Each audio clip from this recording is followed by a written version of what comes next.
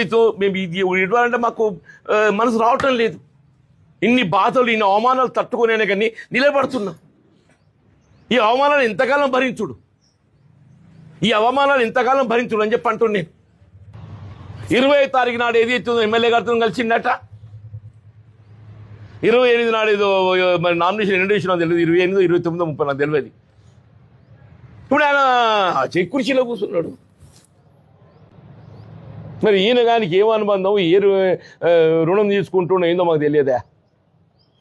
మమ్మల్ని బలిపెడుతున్నావు కదా, నువ్వు మమ్మల్ని బలిపెడుతున్నావు కదా అంటున్నాయి అనేది. నేను బీఆర్ఎస్కి చేయలేదు, బీజేపీకి చేయలేదు.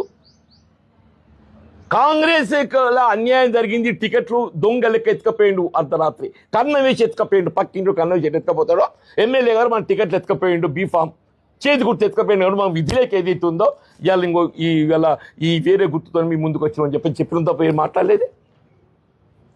ఎక్కడ కూడా కాంగ్రెస్ పార్టీ భిన్నంగా మాట్లాడలేదే. మరి అసలు ఈ మానసిక క్షోభ అనేది దీనికి ముగింపు ఎట్లా వస్తుంది ఏంది అనేది నాకు కూడా ఊహించుకోలేకపోతున్నాయి.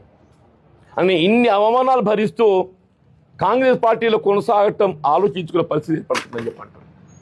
ఇన్ని అవమానాలు భరిస్తూ ఇంత ఆత్మక్షోభతోని కాంగ్రెస్ పార్టీలో కొనసాగటం ఆలోచించుకునే పరిస్థితి ఇలా ఏర్పడుతుందని చెప్పండి.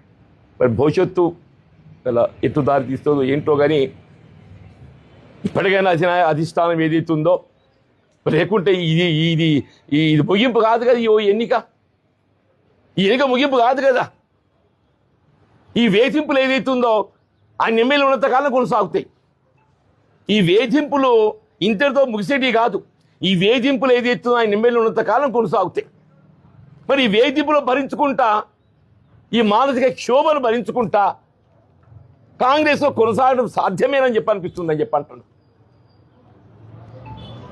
రియల్లీ మరి అసలు ఏంటి దారి ఎటు ఉంటుంది ఏంటి అనేది నేను ఊహించుకోలేకపోతున్నాను చెప్పండి. మీతోనన్నా ఈ మనోవేదన పంచుకుందాం అని చెప్పని నేను మాట్లాడుతున్నాను. అంతకంటే ఎక్కువ నేను చెప్పగలిగేది లేదు. మీరు పరిస్థితులని గమనిస్తున్నారు అని చెప్పి అంటున్నా. పార్టీలో కొనసాగటం అనేది ఆలోచించుకునే పరిస్థితి ఏర్పడుతుంది అంటున్నాను నేను.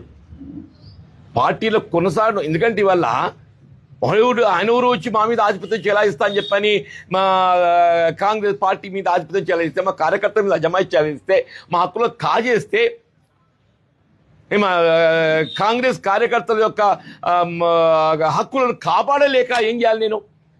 Please guide me